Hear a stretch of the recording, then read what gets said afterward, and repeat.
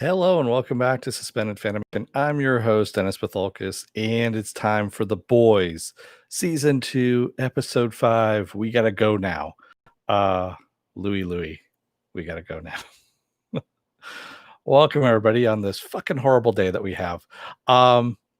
Anyway, this is why I'm here, so we don't have to think about real world shit. So let's get down to business first, and then I'll get into it. If you like what you see here, like, share, and subscribe. If you're still on the fence about subscribing, take a look at the video that's up here at the very end. And basically, what YouTube does takes the algorithms of all the stuff you've been watching, tries to match it as best as possible. One of the videos, my vast video library, and pops it up there just for you. And if you like that, hit the subscribe button down below. And if you want to know when I'm going to be on live again next, you get the bell down below. It's a 50-50 chance of YouTube actually notifying you. Best thing to do is go to suspendedfanimation.com. Take a look at the schedule up there. I change it out every week. And also all the links to my social media are there too. So Twitter, Instagram, Patreon. No tier sip is in the Patreon because I want to, if I'm taking your money, I want to give you something. I'm waiting until I hit 1,000 subs before that actually happens. And I also have the link to this YouTube channel, my Facebook page, and a Facebook group page where you guys can post stuff and chat amongst yourselves. So there we go. Spoiler alert, I am going to spoil the episode. If you have not seen the episode, go and watch the episode. Come on back. This will be a video, and you can comment down below in the comment section. Yeah, and I think this actually goes fairly well for today, Yeah. So I did have a dilemma when I was doing the thumbnail on this one. I could have gone for the easy laser my tits, uh, thumbnail, which it seems like every single male reviewer is doing. And that's why I was like, yeah, no, not going to do it. So instead, I decided to do the middle finger flying off in the air as it's getting cut off, because, yeah, fuck this year, you know. There are other reviewers. Yes, there are other reviewers out there, but we don't talk about them because they're wrong. That's why. I'm looking at you, GameSpot. I'm sorry. I'm going to be in a fucking mood out there right now. Much like Butcher was in this episode, he had a prolific use of the word cunt in this episode. And yes, I am going to say it. I'm just not going to say C word. It's cunt. And he used it quite well. That's all I can say. Wow. So yeah, we had a whole bunch of stuff that happened. We were getting the shooting going on of the Dawn of the Seven by Vought Studios. And it was kind of funny. If you read the synopsis for the video on Amazon, they actually are talking about it like it's it's the VCU movie that has been in the works for 12 years. And if this sounds familiar at all, the MCU, all that kind of stuff. I was actually laughing at the promotion stuff that's going on behind the scenes of this, as well as the video, the episode itself. And the other thing that's getting me about this is Vought Industries is kind of a dirty mirror, if you will, of Amazon. And Kripke has been delighting in showing us that yes, Amazon, the show is on Amazon, but Vought is pretty much Amazon. It is really what we're getting at here. With the Vought for Fresh Farms, when Billy Butcher is buying some frozen peas to put on his face after he gets the shit kicked out of him in a punk bar because he's beating the shit out of somebody there. Yeah. Yes, tonight's episode was very, very funny. But so let's get to it a little bit. We have Stormfront,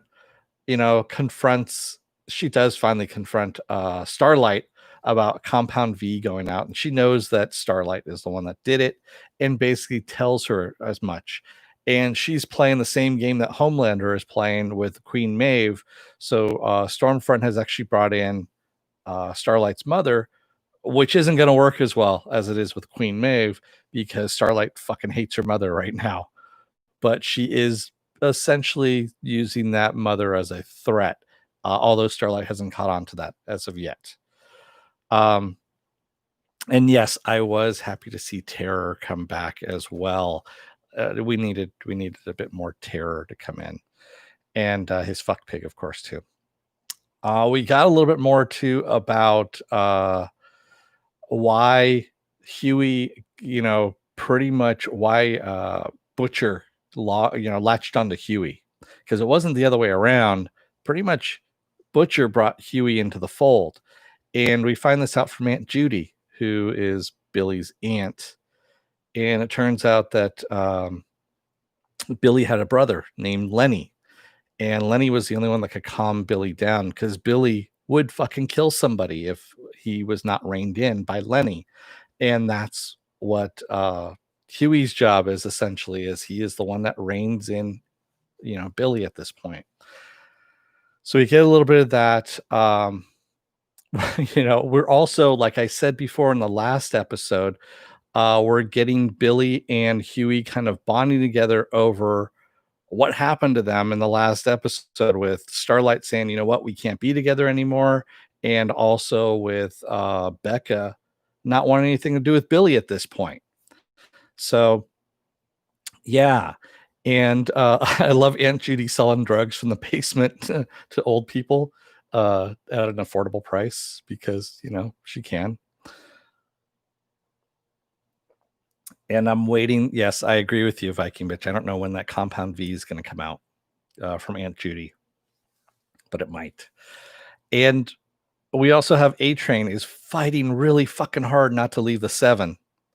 And, Ashley pretty much just, puts it out there. She goes, you either do what we tell you, or we don't give you your pension and we basically destroy your life. Have at it. Which one do you want to go with? And so, yeah, he's, goes off to pasture. And the Deep gets married to another member of the Church of the Collective. And Stormfront basically tells A Train that she used to belong to the church way back when it was more pure, as she puts it. And until they started letting in all the garbage, as she puts it. And she goes, you know what I mean? And A Train's like, no, why don't you tell me? And basically, the Church of the Collective used to be a racist church, an all-white church kind of thing. Yeah, so... oh man, we get that in there. And we also get, and this is the little part that it took me 2 times going through it to catch it. And then finally, I didn't even catch it on the second time around. I actually had to, I thought of it all of a sudden as I was kind of thinking about the episode of what I was going to say tonight here. And Stormfront actually called up, what was it? Sage Grove, which is a psychiatric ward. And she's talking to Sean Ashmore, Iceman. And he's on the phone about how he needs to take out some 17-year-old kid. Well, he's sitting there flipping with a little lighter that says Titty Committee on it. He is actually Lamplighter. We already know that Sean Ashmore has been cast as Lamplighter, but he is working at the hospital as a nurse, and supposedly is supposed to kill some 17-year-old kid. Why is this important? Because Starlight, when she snuck into Stormfront's trailer and broke into her computer, sees a whole bunch of emails from Stan Edgar. Yes, I did pause it to go and take a look at this, that are all saying Sage Grove and something about phase 12.4, and that stage 12.4 is ready. Phase 12.4 is ready. What the fuck is that? We don't know. We just know that these are 2 items that are tied together. What 17-year-old needs to be killed, who's going to be a hero? And there's all kinds of weird shit that's afoot. So we know that Stormfront and Stan Edgar are always talking, because she's always mentioning it to Homelander that, Mr. Edgar says this, and Mr. Edgar texted me that, is what she's saying. So yes, it's still lending credibility to the fact that my theory that Stormfront is actually the one that is running Vought Industries at this point. So at the end of this, well, also we have Black Noir, of course, hunting down Billy, and he essentially walks through a very deadly Home Alone setup of explosions that they've set up in Aunt Judy's place, and all it does is it ends up just getting shrapnel in Black Noir, and he's still walking around, and he throws a knife at Mother's Milk, stabs him. He's about to kill Huey after he's knocked down Billy, and Billy just basically says, "I've got pictures of Homelander's illegitimate son, of which he raped my wife. Now, if you want that to go out, by all means, kill him." And that's when Stan Edgar, of course, who's watching by camera on, Black Noir's shirt there, gives him a call and says, "One time deal, take it or leave it. You make those pictures disappear, Black Noir leaves you alone." And Billy's like, "Sure, why not?" And I was like, "Holy fuck, okay." Um, and that whole thing with Huey going, "Do you really have those pictures or not?" And Billy look at him and goes, "Sure, I do." And he's kind of like smirking. And we know he doesn't because he's never seen the kid. So yeah, big bluff on Billy's part on this one. Oh, and also I almost forgot the whole Frenchie and Kimiko angle that's going on too. Kimiko is going out and killing on contract now. So Cherie is giving her the contracts uh that the Albanians want done. And so she's just going and killing Russian guys, like ripping off their face, jamming guns in their eyes, all that kind of stuff. And Frenchie's like, "What the fuck is going on with you?" He goes, "You need to stop this. It'll poison your soul. I know this for a fact." And when she just kind of blows him off, he's like, "Yeah, fuck you." He's like, "Done. I'm done with you." And he leaves. So we don't know what's going to happen with that fractured couple now at this point. But right now, the band is back together, partially with Billy, Mother's Milk, and Huey, of course, at this point. So we'll see what happens, what's going on with this. And yes, at the very end, Homelander and Stormfront end up hooking up. So at the beginning of this episode, we also saw Homelander has a tape that's released or a video that's released of him killing a terrorist, but with his laser eyes. But the laser eyes go through him and kill somebody that's innocent behind them. And or he calls them a terrorist anyway. We don't know for sure if that was the case. And everyone's right. Basically, people are having a protest out in front of the tower, and led by Congresswoman Newman. And they say that basically Vought is being brought up and being investigated. That and Compound V, that Congress is going to actually be investigating this. So you got a whole bunch of stuff going on in this, and Stormfront helps Homelander kind of repair his image a bit. And as a result of that, they end up power fucking at the very end. That's what the whole lasering the tits thing was all about. Yes, Homelander's numbers had dropped 9.5 points, and she got them back up 5 points. And she raised other things as well, from what it looks like.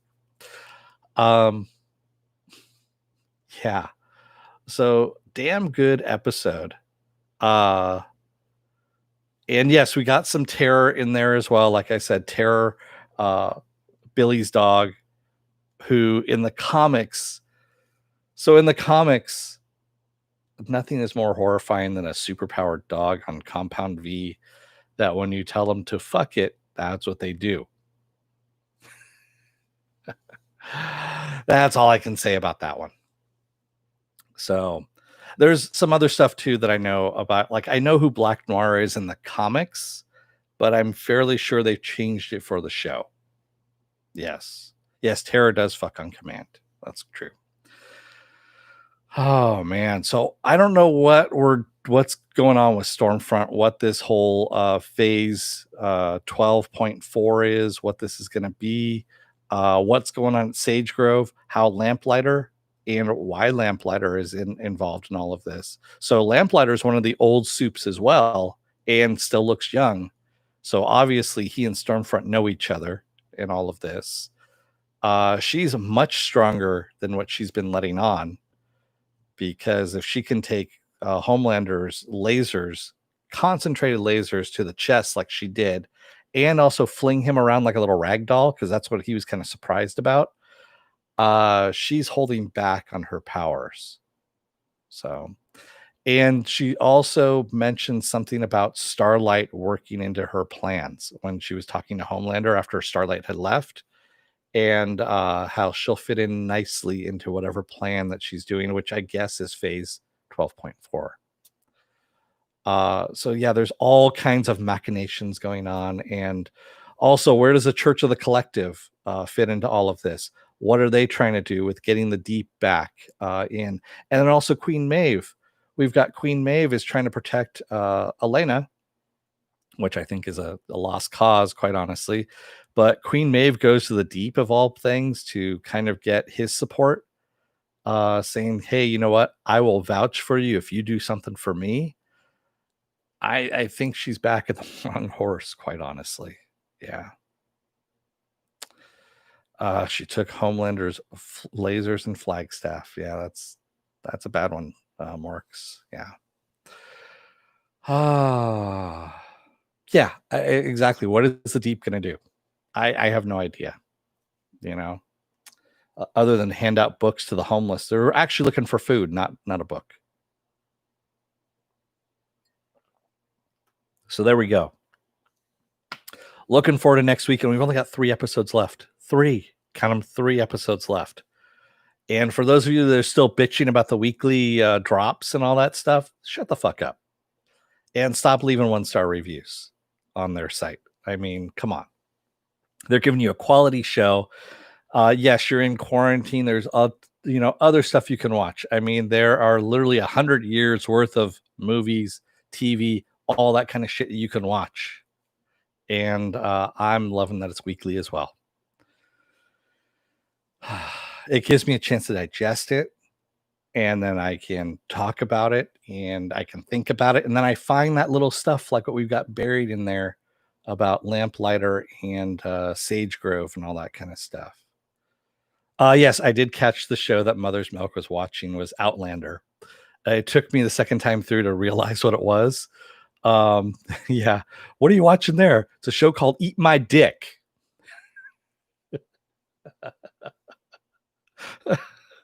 That one was good. And then also, there was a couple of good lines from Billy as well with a, oi, well, your cunt sense is tingling.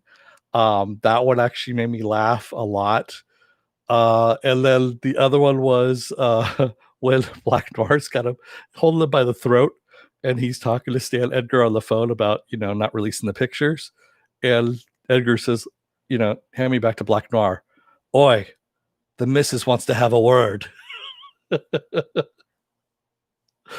Oh God, that was just fucking hilarious. Yeah, and like I said, Billy uses the word cunt quite a lot in this episode. And it's in some very, very, very creative ways. And I like actually at the end too, when he's talking to Tara and he goes, I almost killed myself for fucking nothing. He goes, what kind of bleeding cunt was I? And I mean, oh God, yeah, it's great. Yes, he was watching Outlander, Viking bitch. That was what he was watching. That was it took me a second to realize what it was because the screen was at an angle where you couldn't really see it all that well, but then she said where she wanted him to take him. It was some Scottish place, and I was like, oh, this is Outlander. Yeah. Viking bitch says I was waiting for them to break out the word cunt, but they did it in the right way. Yeah. There's a lot of really, really good things in this episode. Lollybrock, Lullabrock or something like that. Thanks, Pen. I know you know it because you're watching that show. So yeah, I honestly, it took me, like I said, the second time through, I was like, oh, he's watching Outlander. That's fucking funny. Oh. The only thing I didn't get was how Kimiko got hit by bullets, thought she'd die. So Morks, she can die, but she heals again. Remember, she's kind of got like Wolverine's healing factor, but like on supercharge. So if she gets her neck broken or something like that, it cracks back into place and she comes back to life, almost like that. And I guess the more she uses it, the faster she's healing now. So as she's getting shot by those bullets, she's just healing right back up again. Yeah. Penn says, I grudgingly watch it. Sure. I hate that I was involved in the demise of counterpart, that it was involved in the demise. Yes, it was the singular thing that was involved in the demise of counterpart. So, yeah. A Viking bitch says, so she just didn't give a shit at that point. She was just letting the bullets hit her. Yeah, she didn't care. I mean, she was just going in and she was going to kill. She's basically working through her pain in a very, very, very violent way. So, yeah. But yeah, in the first season, Morks, we see her when she first I think she fell from a building or something like that, and she snaps her neck or something, and we think she's dead, and then she comes back, and it seems like every time she's gotten hurt now, she heals up faster and faster. So yeah. Oh, that scene was especially when she rips off the guy's face and you see her digging her fingers into his skin, and I was like, holy shit. Because I mean, I watched that one twice, and watching her dig that I mean, she's looking for like purchase on the skin, and so she's kind of like digging in there, and you start to see blood coming out, and he's screaming, and then she like and rips it off, and I mean, she rips off like that whole portion of his face. I don't know how he died. I don't know if he died from shock or what, but she didn't do anything else to him other than that. So, but yeah. And then the other guy that she flips around and then uses his arm to jam up through his chest. She actually jams his arm, uses his own arm as a spear essentially, and jams it through his chest. That was actually really brutal. That's a fast one. It's like that. And you have to actually kind of blink and you miss it. But that was very brutal too. Yeah. Like I said, this episode had a lot of stuff in it. It has a lot of stuff in it. Yeah, you could see his teeth. You could see his eye because his eyelids weren't there anymore. And you could see all the muscles underneath. And they did a really good job on the special effects on that one. That was just disgustingly gory.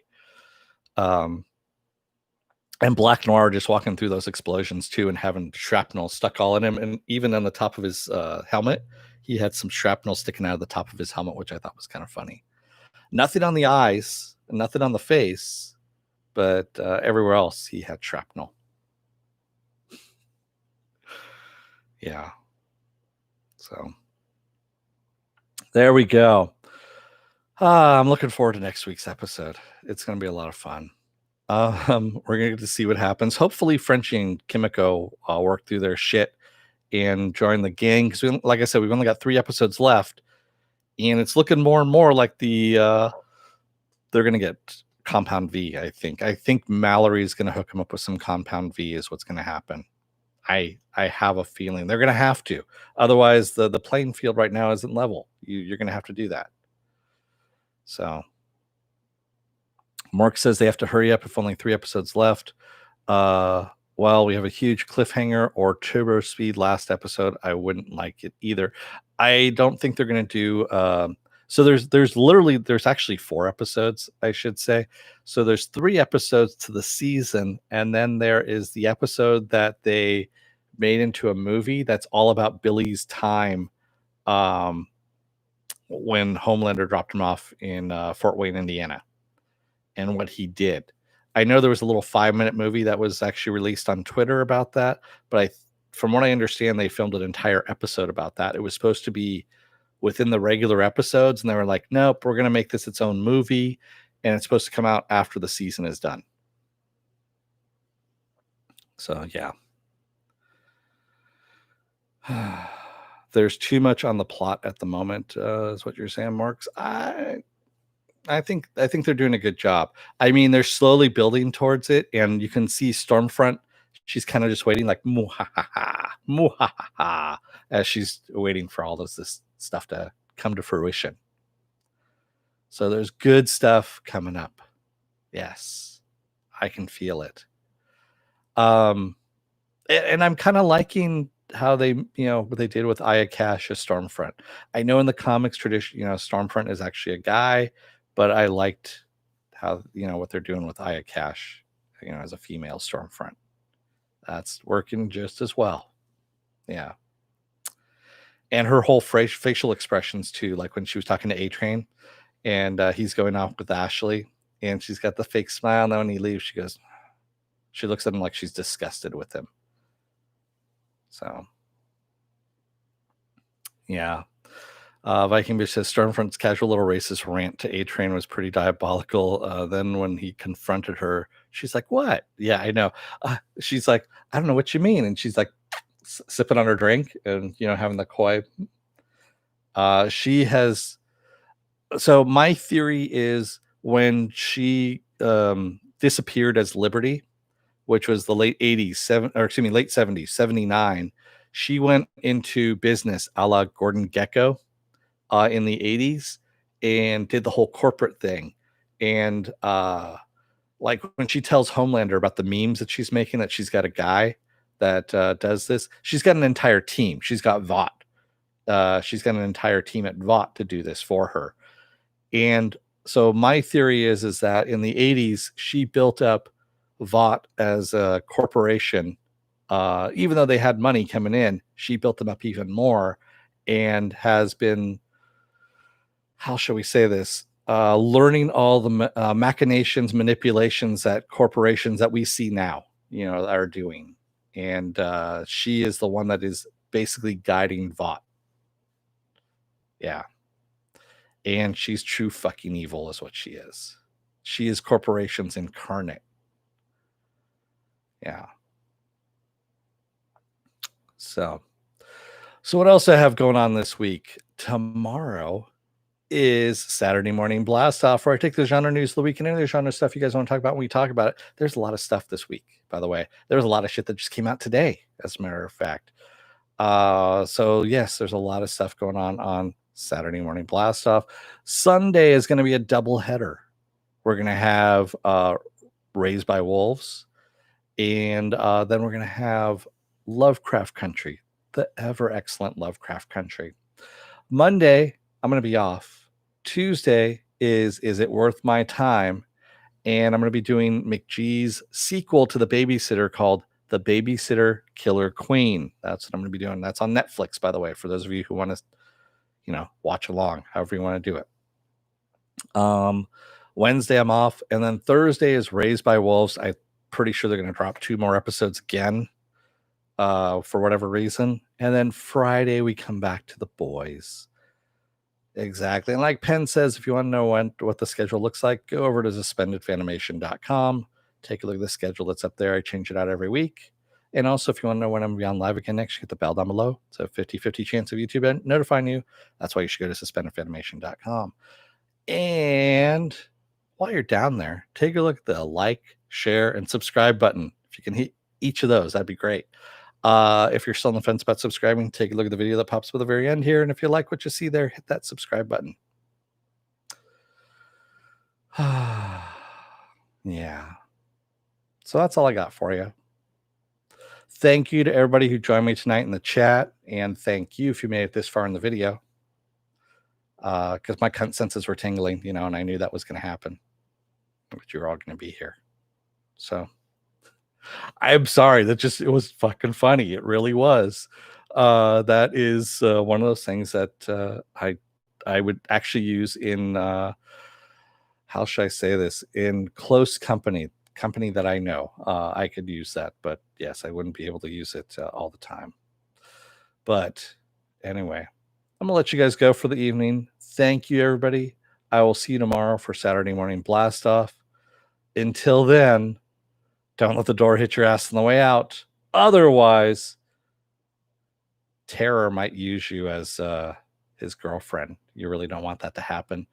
Thanks, everybody. I will see you tomorrow. Until then, stay safe, be well, and take care. Thanks, everybody. Have a good night.